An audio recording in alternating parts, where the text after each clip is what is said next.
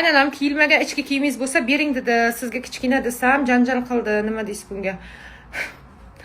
Yomonlaydi bo'lyapsizlar shu yerda qaynonani. Lekin vaziyat mana bunaqa bo'lgan. Kelin alohida turadi qaynonanadan, uni uyiga borgan, qaynonanadan uzrli holat bo'lganmi, nimadir bo'lgan, ichki kiyim so'ragan, kiyilmagani bo'lsa bering deb, kelin bermagan. Lekin bundoq qaraganingizda qaynona bilan kelinning razmeri bir xil. O'shaning uchun 100 marta aytaman. Ichki kiyim podarka qilinglar.